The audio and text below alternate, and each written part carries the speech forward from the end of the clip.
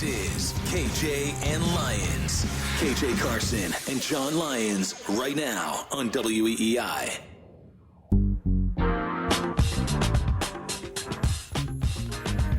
Yeah, KJ and Lyons, WEEI, 617-779-7937. Text line 37937. The action music you hear right now, John, is like those bad guys who are like, we've got to save the season or it all gets blown away. Hurry, run fast. They're hopping over cars and everything. John, I ask you, can the Patriots save this season? And cut. Yeah, well, KJ, welcome back on with you. It's been a couple weeks, and you start us out with a loaded question here because can they save their season? Technically, yes, but they would have to win 5 games in a row, which I don't think we've seen any evidence that they can do that because they would have to beat Washington tomorrow, Indianapolis in Germany next week. Then, of course, they have the bye week. Then they have the Giants, the Chargers, and the Steelers, which in theory all winnable games there, and that would actually put them to 7-6 before they play Kansas City on a Monday night. But when you look back at their season so far, I mean, we thought New Orleans was a winnable game. We thought Vegas was a winnable game, and they didn't win either of those. So technically, yes, it's possible, but I wouldn't really put it very high on the likely meter, if you will. Now, let me put on my scriptwriter director's hat on here. Like, let's not get too far into the movie, John, right? Yeah. I don't want to really discuss December, but if you have a favorable November, because this is now where what you've seen from the Patriots over the last couple of weeks, even the last week was a loss. If you feel like you've got Washington and they don't have their two best, they've traded off their best pass rushers. You've got the Giants who, like, let's just call it what it was. Whoever pretty much drank the last sip of Gatorade won that game against the Jets last week. And then you've got a situation with Indianapolis overseas in Germany with a backup quarterback. So in this action movie, you know, when they go to defuse a bomb or they go to rescue somebody, there's still a chance. But I'm not saying for the whole season. I'm just saying for the immediate future, things can happen for the Patriots that we just have not had the conversations for. But I also believe this is the last train and the last hope that things can happen positively for this team for the season. Yeah, I would agree. I mean, if they don't go 2-0 in their next 2 weeks, then their season is over. Because if you're going to have 7 losses going into the bye, or dare I say even 8, you're out of the playoffs at that point. And I think that's why tomorrow is really important. You mentioned Washington getting rid of their 2 best pass rushers in a trade at the trade deadline, this week. But, I mean, Washington's offense, and I know we're going to get into this more later in the show, right, but, I mean, they can put up points. So the Patriots are still going to have to score in this game. And I think it's really critical if they want to salvage anything. They have to win the next 2 weeks. Good Saturday to you, KJ and Lyons on WEEI, 617-779-7937, text line 37937. Tommy Curran earlier on Gresh and Fourier this week. Here he is on his thoughts of where the Pats season is heading. Yeah, I think we're suckered by the fact that they were so competitive against the Eagles in the opener and then for a while against the Dolphins. But even look at that Jets game, and they're holding on by a fingertip, and they get shredded on a late drive by Zach Wilson to bring the Jets within a hair's breadth, because at the beginning of the second half, their offense just folded in on itself. This is a team that has the 4th overall pick right now. They may well still wind up in the top 5. So the question now becomes, do you want Bill Belichick to be the one in charge of a top 5 pick and $100 million worth of cap space? Do you want him in charge of that? Do you want him setting the course for this team when he's had the ability to set the course and make $172 million worth of decisions in 2021 and come back with Nelson Aguilar and Jonnu Smith and the draft decisions that he's made? Do you want Bill to continue to make the decisions for your offensive team? That's a tough question. And the reason why I say it's a tough question is because with the Patriots being the worst in the AFC right now, right, and there's still some other things to happen, you're like, come on, Arizona. We need.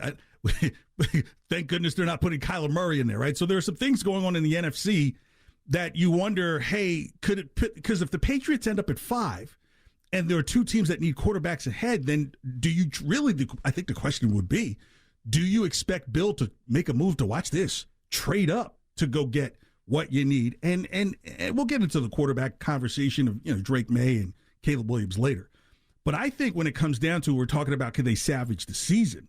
I think really they have to go 1-0 this week. I mean, it's like really that's where we're at right now. Because if you're talking about a 2-7 team going off to Germany next week, tell me the fan base is not going to really pull themselves up by the bootstraps and be up at 9 a.m. to watch the Patriots potentially lose an 8th game in German.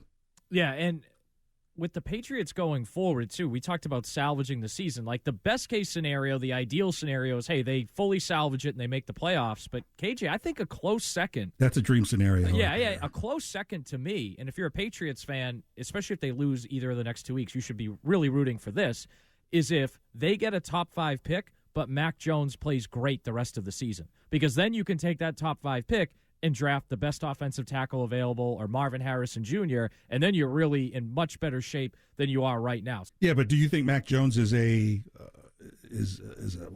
franchise tag guy? You think if they find themselves in a situation after a 4th year, look, Mac has been great for the last year and a half. Do you franchise tag him and at the average of the top 5 quarterbacks in the league? I mean, if he's great for a year and a half, then yes. But that would be he's great for a year and a half. You hear the conversation about Daniel Jones in New York, right? Yeah, but Daniel Jones, I think that was just a mistake. Like, I don't think he was really that good. I mean, well, the reason why they did that was because fun numbers, but I don't think he was that good. Well, but the reason why they did that is because if they franchised him, then you'd have to give him the average of the top 5 quarterbacks in the league, and everybody's getting in that 50 range. So they saved like $10 million by not franchise tagging Daniel Jones. And I think you might have a situation with Mac Jones where you say, wow, after 4 years, do we feel like it's more of a regression or progression? And do you franchise tag him? And here's the conversation. Does the fan base feel comfortable thinking of Mac Jones as a $48 million a year quarterback? Yeah, well, and I think you're actually, to me, if you're unsure about a guy, I'd almost rather you franchise him. Like you mentioned Daniel Jones. If they franchise him, hear me out. If they franchised him and he sucked this year, then you could just move on, whatever, get a high draft pick. Now they're on the hook for money over multiple years. Like, I'd rather pay a bigger bill up front, and then, hey, if he's good, then you extend him. And if he's not, you can move on pretty quickly, and you're not paying dead money, and worrying about it for 2, 3, 4 years down the line, which we see now guys on there, like Jonnu Smith's not here, and it's still a dead cap issue, right? Still other guys aren't here that they're paying money to. Like, I don't want that to be like, when they're done with a player, and let's say this case, like, I want them to be done with him and not be worrying about dead money or paying bills for 2, 3, 4 years down the line. Yeah, so that's why I wonder if these next 3 games will be kind of the beginning chapters of either the end or the continuation of the Mac Jones story, right? Because if these next 3 games, like I said, like if you're Washington, right, you almost feel as if Montez Sweat and Chase Young don't need to be there for you to win the next week, because now I think, and we'll get a little further into the game here in a minute, is that it's really Belichick is getting tested by Bienemy again, right? You mentioned that Washington could put up points, so it's clearly a direct line to Bienemy, and you say, if you had to give me Sam Howell or Mac Jones to start a football game right now, I'm going to take Mac Jones. So you almost wonder to yourself, like, well, what are they doing that they could take someone who I would consider below Mac Jones's talent? They don't have a great offensive line. All right, they've got receivers that they've gotten through the draft because they were that bad. And I always say you have to apply that to the Patriots, is that they've never been that bad to go get like a Terry McLaurin to have there right as a number 1, right? So it's going to be, it might not be pretty if Washington gets up 21 early. Yeah, but even Terry McLaurin, they picked him at 13th overall. It's not like it was a top 5, top 6 pick. Well, but if you're taking a guy above 15 and above, right?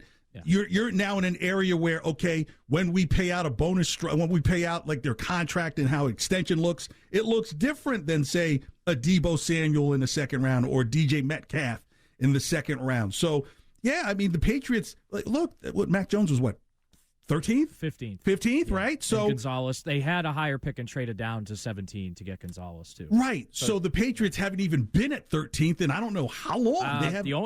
So in Belichick's tenure, they've only had 2 top 10 picks. One was Richard Seymour in 01, and the other was Gerard Mayo in 08. So it's been 15 years since they've had a top 10 pick. And you mentioned Sam Howell. Look, I still believe Mac Jones can turn his career around and be a good quarterback. But right now, look, Sam Howell's 6th in the league in yards. He's 6th in touchdowns. He has thrown the second most interceptions. So it's a little bit of Jekyll and Hyde there. But I mean, based off the last couple of months, I'd probably lean towards taking Sam Howell if I have to win a game, on November 5th tomorrow. We'll see how it plays out tomorrow, but I think his body of work this year has been better than Mac Jones's. You are hanging out with KJ and Lyons on WEEI 617-779-7937. Text line 37937. Still to come, the Lions Den. We throw him to the Lions or we pet him like meows.